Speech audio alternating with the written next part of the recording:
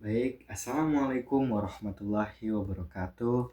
Perkenalkan, nama saya Saifi Maulana dari Prodi PBSI Mahasiswa STKIP Mutiara Banten.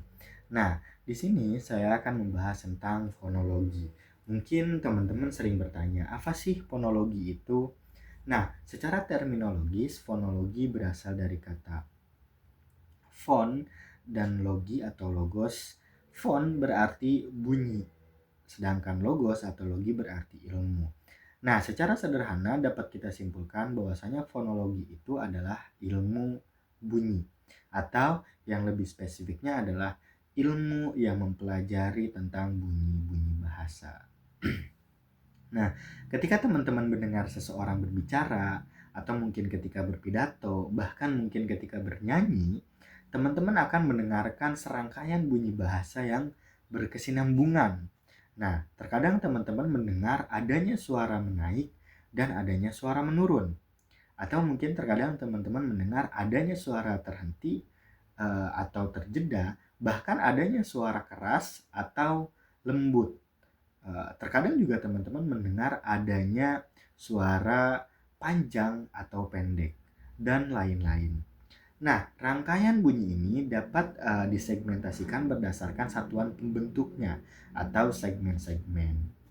Misalnya ada kalimat Andi seorang sarjana, tapi dia pengangguran. Kalimat ini merupakan serangkaian bunyi yang berkesinambungan. Serangkaian bunyi ini membentuk kalimat tersebut. Nah, dari kalimat tersebut bisa disegmentasikan berdasarkan adanya jeda dari satuan-satuan tersebut. Misalnya, Andi adalah seorang sarjana, tapi dia pengangguran. Bisa kita segmentasikan menjadi Andi adalah seorang sarjana dan satuan tapi dia pengangguran.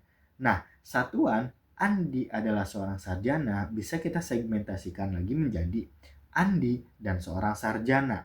Sedangkan satuan tapi dia pengangguran bisa kita segmentasikan lagi menjadi tapi dan dia pengangguran. Begitupun seterusnya sampai di mana kita pada tataran kata, silabel, dan yang paling terkecil adalah font. Misalnya dari kalimat Andi. Andi bisa kita segmentasikan menjadi an dan di. Nah, an bisa kita segmentasikan lagi menjadi vokal rendah tak bundar a dan konsonan nasal alveolar n.